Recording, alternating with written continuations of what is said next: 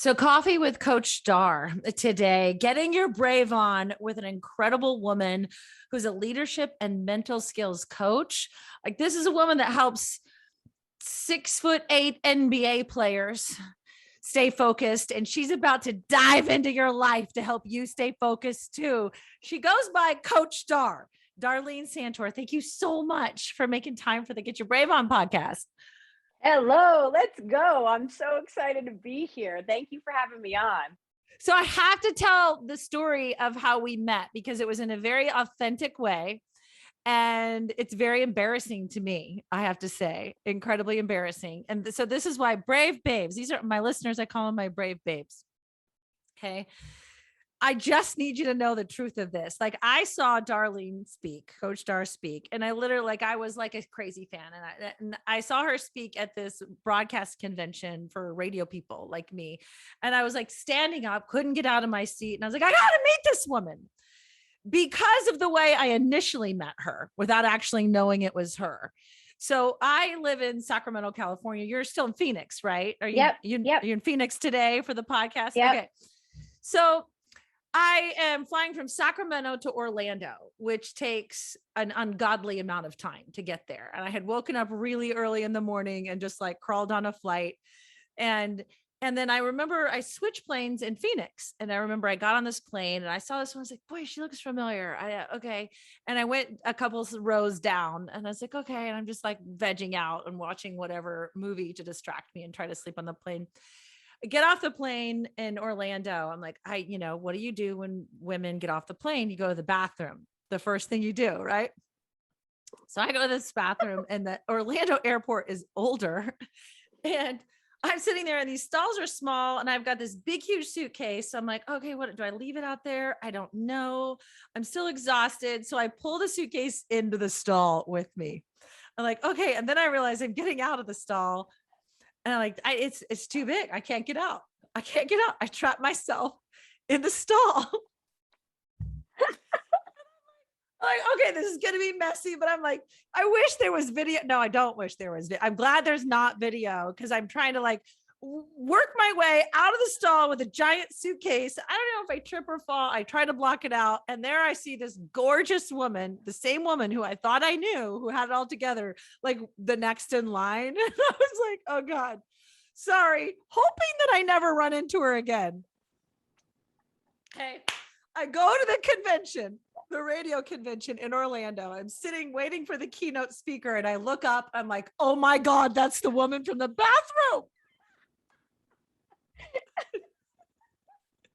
I think I actually was trying to help you when you got out. Like, can I help? Like, I wanted to just help because I have felt the struggle. I have been there. So believe me, I've been there with you. Okay. It was all, and then I was like, no, I knew I recognized her because she was like in the program of the conference that I was going to. So anyway, so that's why I had to track her down. So we met on a very authentic and personal level. Accidentally. Real deal. I'm totally messing up my lashes. Yeah. So anyway, so she shared this incredible story about getting her brave on through health challenges. And so every episode, Coach Dar, is kind of a lesson. And how do we get our brave on when we face these awful plot twists in life? Mm-hmm. And could you share what is the thing that you feel was the greatest moment of fear that you've had to live your life bravely through? There's a setup for you. Sorry. Yeah. Woo. Well, it's almost like I could see multiple events that keep me in this. I don't feel like I thought it was one event, but I keep getting more moments that keep challenging me to learn to be brave. So I think I've learned it, but I keep, it's like riding a bike. I think we're like, here's another dose so that you can actually learn to stay brave again. So you don't forget how to do this. And I'm like, I'm good. But my first memory of trying to become brave was when I was 25. I'm an occupational therapist by background, working in traumatic brain injury, happy, just, got married from an Italian family, bought the book, What to Expect When You're Expecting. I'm like, this is going to be awesome. I'm going to have a family and excuse me. And I go to a chiropractor because I hurt my back. and go to get adjusted. And when they adjusted my neck, they ripped the artery to my brain. And I did not know at that moment what a shift in my life would be, because I didn't have any symptoms at that very moment. So there I was thinking I was going to get sciatica treated, and a bigger problem came. And it wasn't until after blood was actually pooling into my brain, because there was a dissection, and I go to the hospital. I remember being on the hospital unit that I actually am working on, and the floor flips upside down, and the floor is the ceiling, and the ceiling is the floor. And that's my first symptom that I noticed. And I'm like, what is wrong? Wow. And I can't see, and I'm treating brain injury and stroke patients. And by the time I make my way down the stairs, it subsides. So I actually thought, I think I have a sinus infection. Like the pressure, something must have just got a little jolted up there.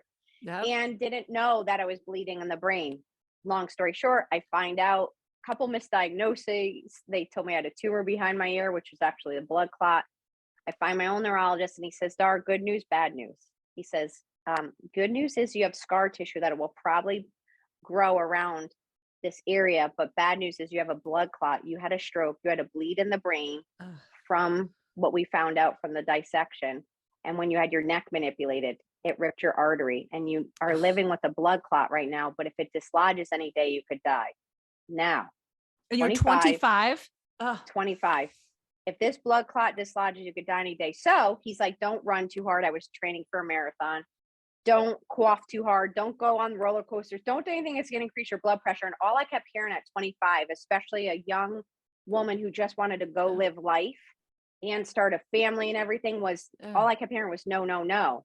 And I actually had to be brave in that moment. And even time after that, time and time again, to say, I'm going to hear this, but I'm not going to receive it this way. I'm going to be brave, and I'm going to find a way to go live. And I mean, really live. And I'm kind of going to do the opposite of what I was told to some degree, because I was like, sugar, if I could die any day, what the heck? I don't have anything to fear here. I'm just going to go out, lights out.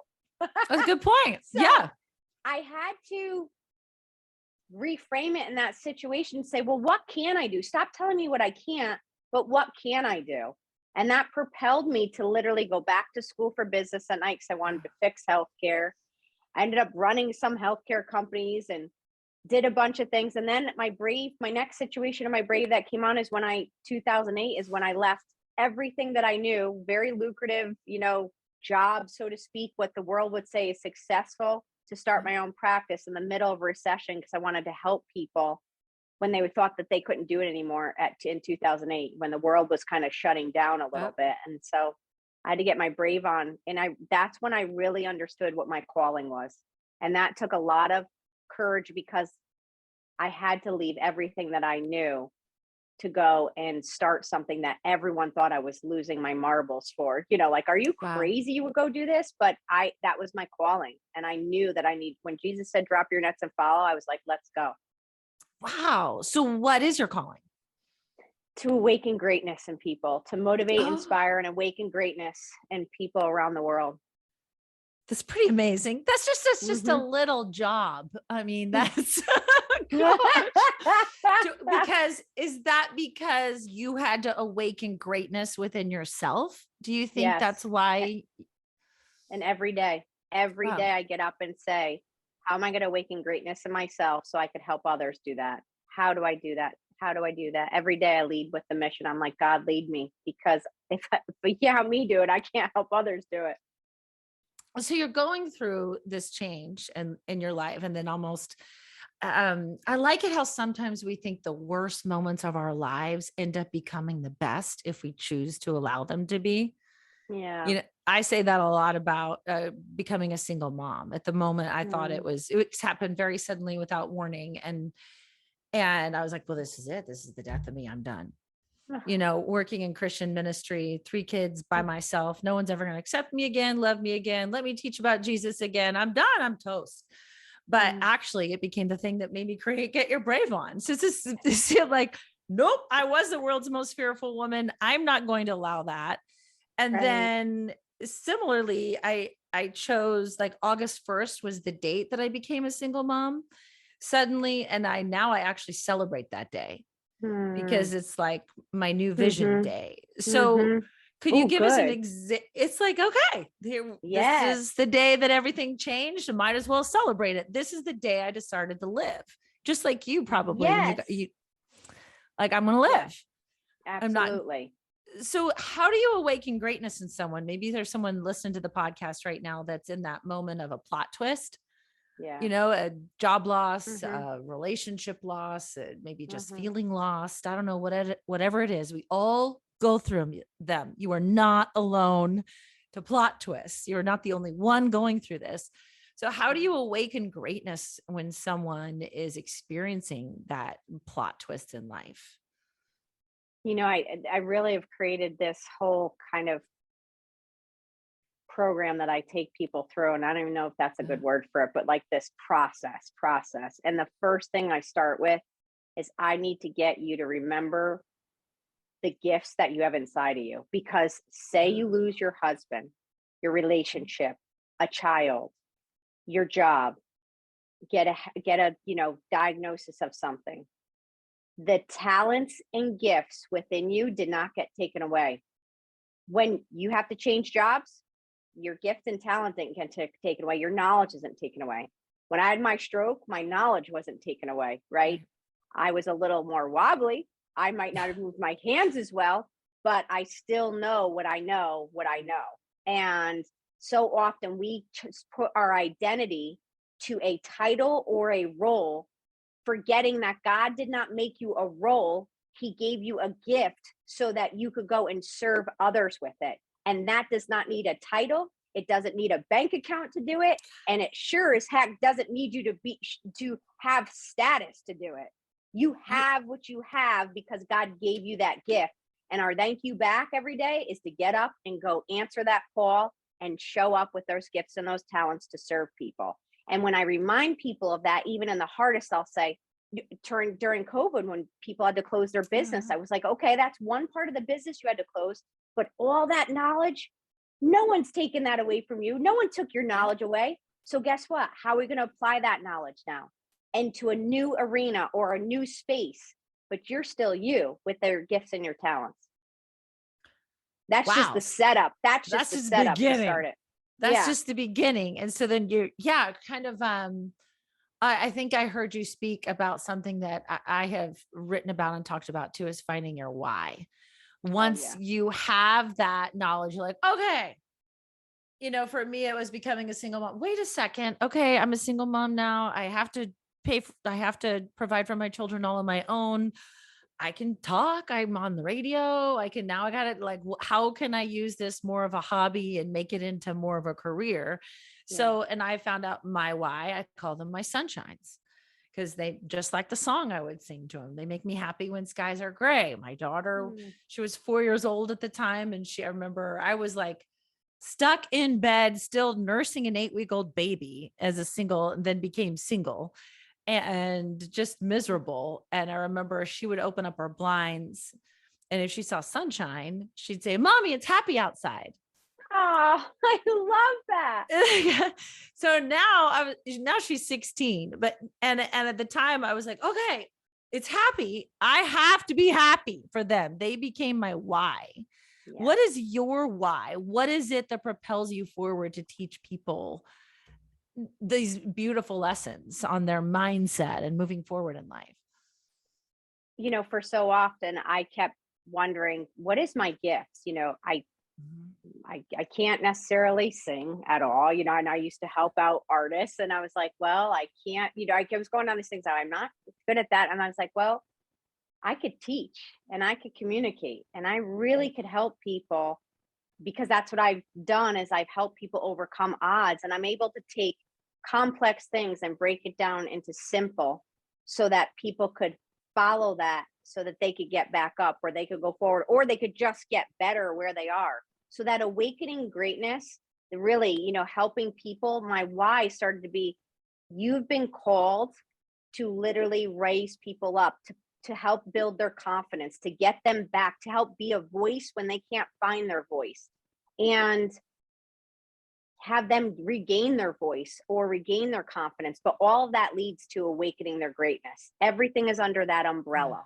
So all of those things. And when I realized, it just came natural to me to my head is like everywhere I could go to a movie. Everything is like a teachable moment for me. Everything. I mean, it doesn't shut off sometimes. I'm like driving, I'm looking at a billboard. I'm like, oh, how did they come up with that marketing concept? Or I'm at Top Gun watching the movie and I'm like, this is epic. I can't wait to teach on Top Gun. And, you know, all the lessons that are within this. And my friend goes, really, Dar? I'm like, yes, I can't wait. And the next day I was back on. I have a show every morning at 10. I'm like, I got a lesson for you. My head is literally always learning to teach, but it's to make someone's life better. I just want to make people's lives better. I want them to be able to reach their full potential. And I get so juiced by that's why I get up every day. I mean, literally every day. My mom, when she passed away, I had to give a keynote speech literally days after on living your best life when my mom just passed away. So, but I got up and I did it. And I was like, you know, I'm doing this because there's nothing more that she would want. And also, I can't change what happened, but I know I could take this and use it for good. And it just propels me. What I found so fascinating when I saw Coach Dar speak is, you know, you tell this really personal story that would break down anyone. You had every reason to just be like, that's it. You know, even I remember she told a story about, you know, walking into the ER and having your husband at the time say, convince everybody that you're not drunk, you know, because you couldn't walk. But she tells the story and it's funny, but it's not funny, but you tell it in a way. And what is it within you that helps you take those awful things that we go through in life and decide to turn it for good? Like, where does that come from? And how can we harness it as brave babes instead of wallow in the pain and be like, okay, what does Coach Dar do?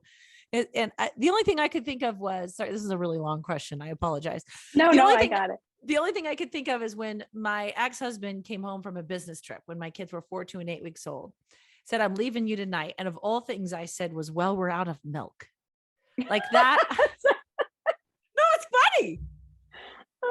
Because I was just like, what do you say? And I think back about all the different ways I could have given some kind of speech, but I just was like, I'm going to wake up in the morning with 3 little kids and we don't have any milk and you're not going to be here. So I need milk, you know, like it's a defense mechanism. It's almost like, it really is. It becomes a defense mechanism in some way. And it's the power of reframing.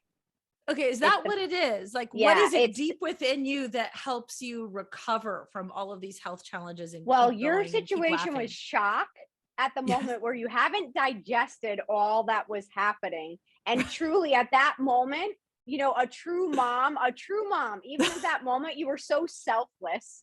I mean, think about that you're thinking about your kids in the truest of moments. So I would say that your brain hadn't even fully understood what was just said. And you were like, hold up. I haven't processed that this means forever, but I know tomorrow there's no milk. So, you know, it's called survival mode and that's what you were in. So I commend you on that. And then you asked the question of how I also watched. What is it? I learned too. My mother had her first triple bypass at 40 years old. And she had multiple heart problems from 40 till she passed at 72. And that woman was so darn resilient. She just got back up. And in our family, we call it scooching each other, where we would scooch on each other and we'd use humor. As soon as we were like either in a little crisis or just got out of it. And it was really, truly like a defense mechanism of how do we get back? And then the other point was, what is our other option? And so when you add humor and you laugh, it makes it just tolerable. And one of the things is, while I wish I could say that stroke was the only one, I had 3 total. And the last one was just 4 years ago. And that one I tell because I had a migraine on Monday. And by Friday, it was the worst pain I'd ever had. But I had to see 2 clients. I had 2 meetings. I was like, I only see them once a month. I got to get through this while I'm coaching one of the executives. I was like, please just don't let me throw up on this table because I feel like I'm going to throw up. And I was really conscious about helping them. And as soon as I left, I felt myself staggering a little. I went around the corner to this clinic and they're like, we don't take your insurance, but the doctor came out and said, Dar, we think you're having another stroke. Here's a note. I'm going to call the ambulance. I said, don't call an ambulance. That's going to be the cost of a country if you don't cover my insurance. So I Ubered to the ER. And while I get to the ER, the Uber driver goes, I hope your friend's okay. And I turn while I'm having a stroke and I go to him, I'll let her know. So, I mean, I'm using humor the whole way through. And even when I get into the ER and everyone's face is looking frantic, they're sat there and they're like, well, you don't look like you're having a stroke. And I was like, I just need you to know, don't ever assume by my facial demeanor unless it's drooping, because I'm going to use humor the whole way through. Yep. And so I have to let them know. And it becomes a way for me to get through adversity. Okay. And it really has helped because, yes, it is a hard situation.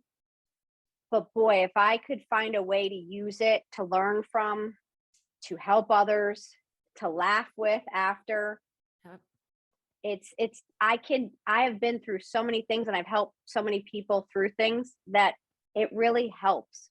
And it has never hurt me. It's only helped me.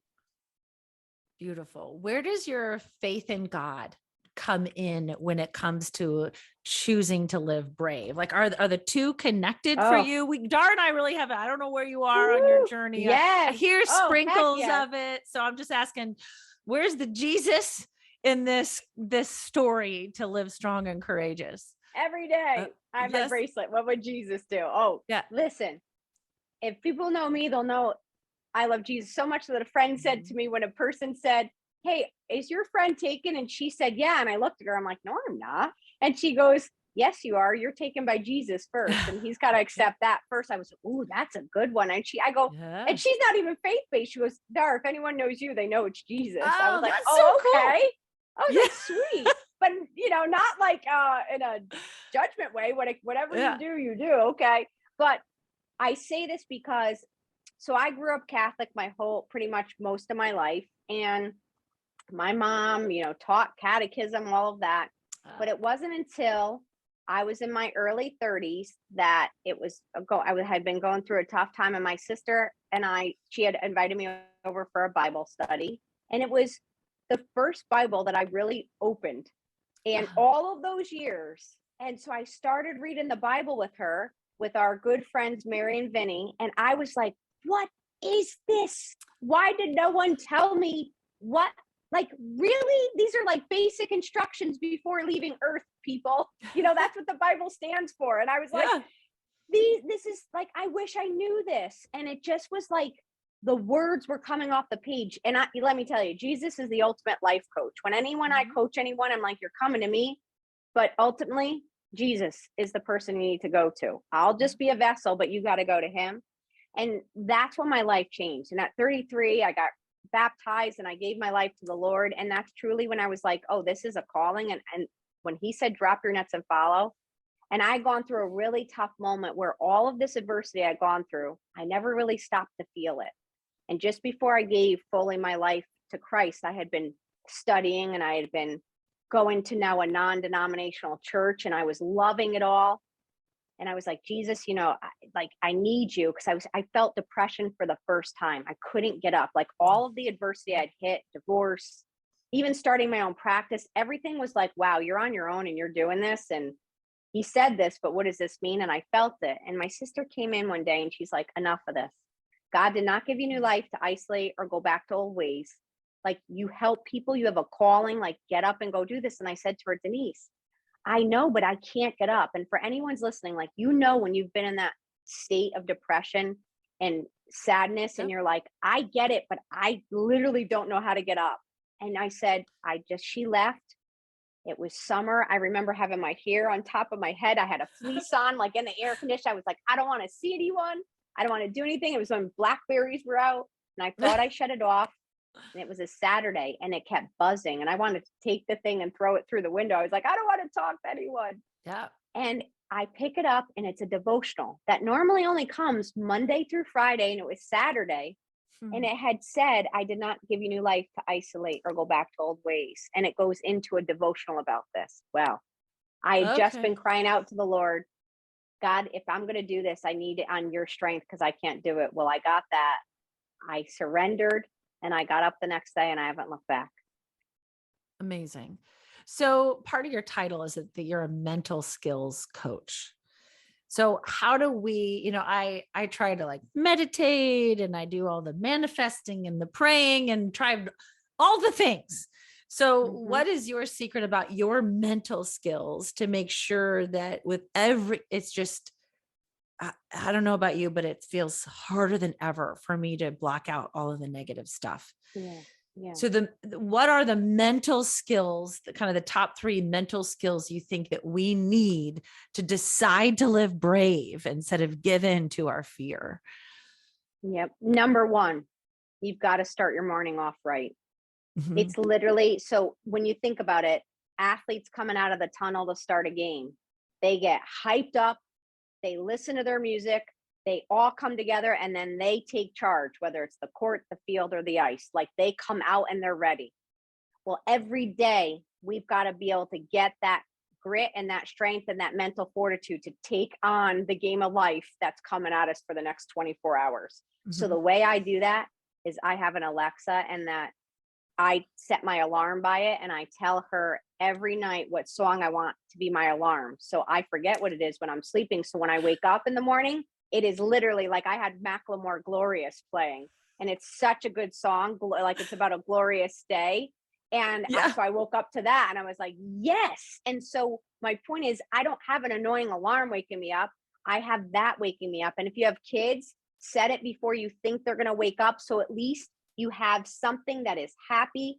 It's a song getting you ready. You're coming out of the tunnel. Get your anthem song going in the morning. I love that. Yeah, I'm going to do that because I've been it's waking up to awesome. annoying noises. Like Yes, lately, yeah.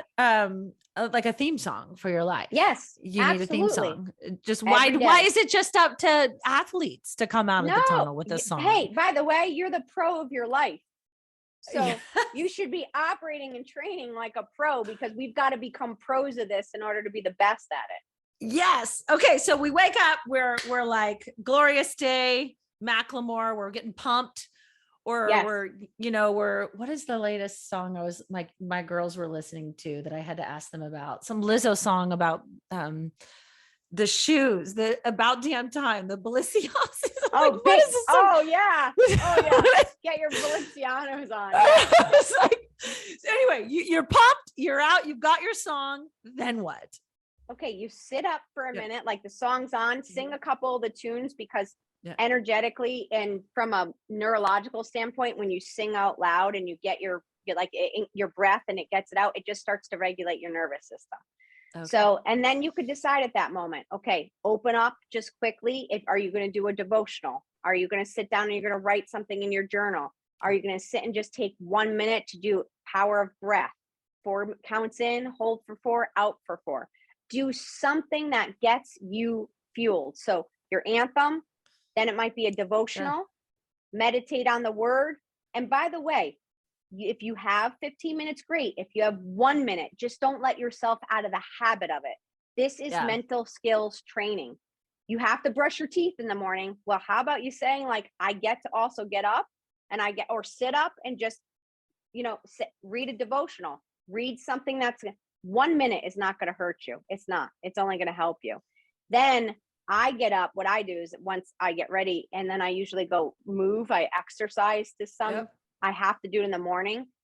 But the other thing that's important is, so I would say meditate, pray, move, and then fill your mind with something. So when I'm getting ready in the morning, after I get out of the shower and I go to put my makeup on, automatically on my phone is teed up either I'm learning something on a podcast, I'm listening to a YouTube, I'm listening Yep. to I might have had a course that I'm taking and I'll listen to it.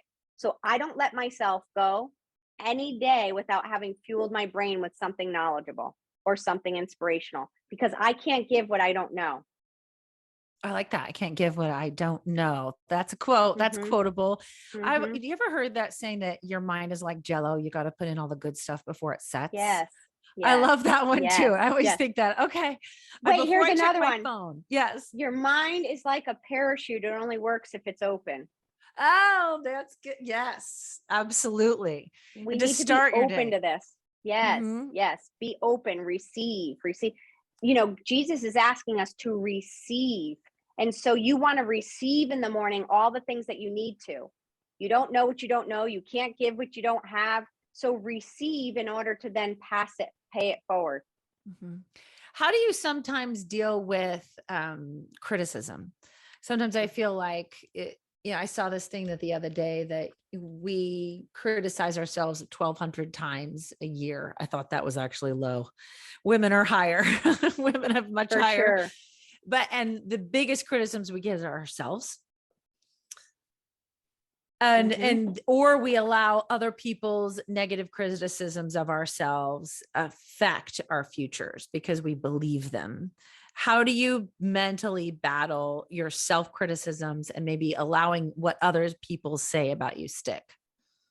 So anytime I start to get into that space, whether it's self-talk or it's heard something, I go to what is truth and what is false. And I get a piece of paper and I start writing down, what is it that I just said? Or what is it that I just heard? I write it on a piece of paper. I go, is this true or false? And more often than not, Yeah. it's false. And then I'll say, okay, this is false. What is truth? And then I write the truth statement. And then I just start talking back to myself. This is the truth. I don't listen to that chatter anymore. And I speak life into it rather than receiving this negativity. I'll speak life to it. And it literally reframes and changes it for me. That's good. I'm always very thankful for you when I follow you on your Instagrams, Coach Dar, at Coach Dar, by the way. At the Coach Dar. At the Coach Dar. Thank you. Yeah, At the yeah. Coach Dar. Is your authenticity. Because I think so often we look at people's social media followings. I struggle with it and I'm like, wow, how's your makeup look like that? It's probably a filter. Or like I convince myself, or what is she doing? Or how is she everywhere?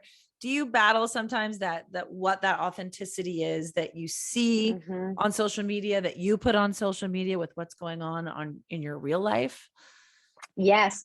I feel like I'm on the verge of doing a video that's like, don't believe social media, everything you see on social media, not even mine. And the reason I say that is, and not that what I share is truly what's happening, but the part of this that I'm saying is we have to monitor how we're filtering this. And this example of this is about 4th of July weekend. I went to Nashville and I shared a reel of the people that I love in Nashville and who I was with. They're like family to me and it means so much. And anytime I share, I'm usually teaching a lesson from it. It's not just like, let's look at this. It's like, these are the people who are the people in your life. So I truly share from that authentic place. But people would have seen me in Nashville on 4th of July weekend. Then they would have seen me come back, something here in Scottsdale. And then they would have seen me in Vegas this past weekend for NBA Summer League.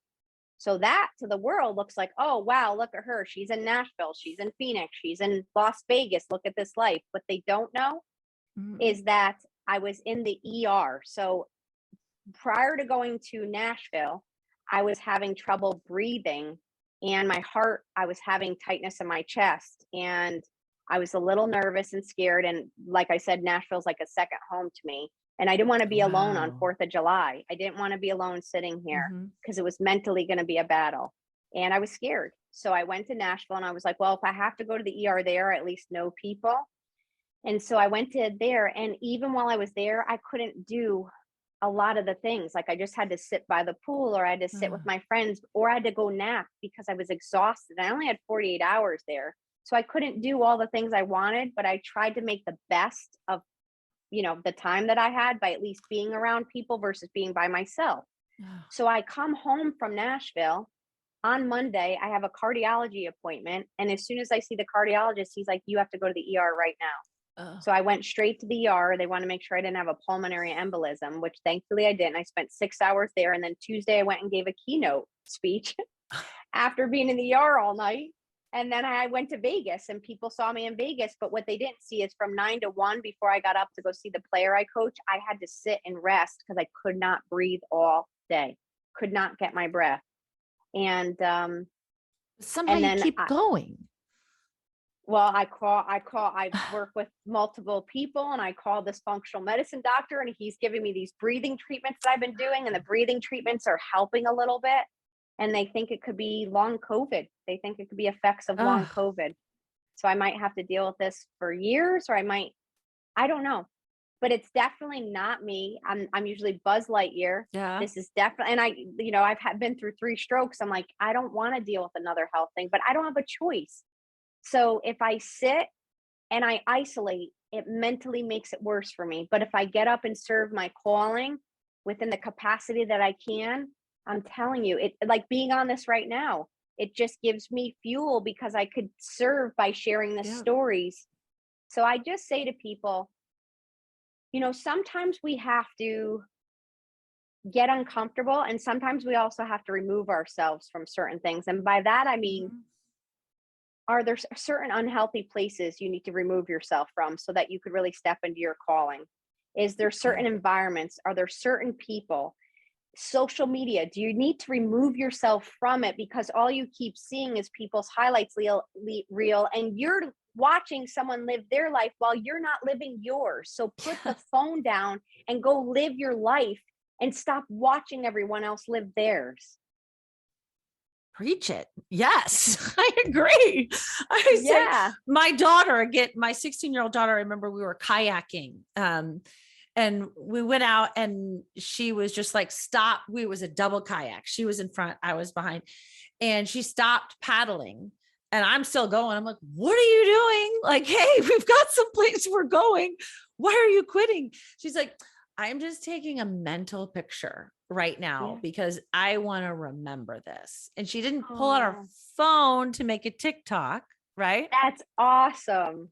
And I was like, you just taught me, you're right. Sometimes we have to, instead of feeling all of those moments while we're living our lives, to bravely sometimes just stop, take a picture that you'll remember with your own eyes. Yeah. Yes. More living, less scrolling. How are you more doing that? How are you living more? Because I mean, you say you have a show every day and you have all of these things that you're doing. How are you living that out? So I started taking Fridays off, where I don't work at all on Fridays anymore. And I started that in 2021. And I actually joined this Jesse Itzler. He's awesome. He's married to Sarah Blakely, who started Spanx, and he started this Build Your Life resume. And he's like, we build our work resume, but we don't build our life resume. And he teaches these principles. And I did it in 2020, and I continued it into 2021, and now it's 2022. But in 2021, I started taking every Friday off so that I could either learn something, go somewhere, or do nothing if I wanted. It was just, I'm going to just see what I want to do to live more life. And I love it so much. And I will say I'm always in a constant, I would say, battle of trying to do that more and more because more things get put on my plate. But I still have blocked out Fridays to go do something. And that's why I ended up going to Nashville when I did. I was like, you know what? I have all these points. It's 4th of July weekend. Called my friend. I said, are you going to be around? She said, yep. I said, I'm flying in. That's it. I was like, I'm just going. I want to live. Even if I can't, I might not be able to go on like a month-long vacation. And maybe that's going to be my goal, is to take off August, maybe next summer. But I just want to find, I call them micro moments. So because what we do is we find if we can't have this whole week, or we can't have this whole weekend, or we start to put the restraints, we can't have that, then it's not good. Well, that causes resentment and anxiety. So how about what can we do? What do we have? What can we do? And so I say, okay, I have 48 hours, I have 24 hours, I have 2 hours. What can I do that's going to make me feel like I lived life? I'm in, totally in. I love that. What is it like? You work with CEOs, and NBA players. What is it like? Can you give us a glimpse? I would have no idea. The only athlete that I coach is my 13-year-old son, to be like, just picture the home run, picture the ball going over. He so desperately wants to hit a home run. How, you take everything you've dealt with, your mental skills and all of that stuff, and how does that work in the sports world with you? I used to be the Phoenix Suns mental conditioning coach, and now I coach in all the leagues. So the NHL, the NFL, MLB, all the Cool. leagues. I have individual players that I coach, but guess what? It's the same common denominator. Everyone is coming because they just want to. When you get to the pros, everyone is good. But what makes you better is your mental edge, your skills. How do you get that edge where you could sustain the highs and the lows? It is not for making it easy. It's how do you bounce back or bounce forward better? And that's usually what they're coming for, or they're coming to me for confidence. And people go, confidence? They're in the pros. I'm like, yeah, you're right, confidence. Yeah. This is why we're all human. It doesn't matter if you're in the pros or you're running a company or you're literally in your home trying to run your family. You still doubt yourself. Everyone does. And so I try to bring them back to God confidence, to remember in the skills that they have. And so, my days go from, I could be on the phone with the CEO of a company, then I could be speaking, then I could be helping an NFL quarterback, then I could be helping an NHL guy, then I could be helping an entrepreneur trying to run his business and stay afloat. And how do we keep this going in the middle of adversity? And it's the constant theme is the theme. It's just always, how do we stay emotionally agile? How do we continue to reframe the game? How do we get better with our EQ? How do we continue to have the confidence to do what we do? Am I in the right place? Can I do this? Validation, being heard, and helping see people through so that they can reach their greatness.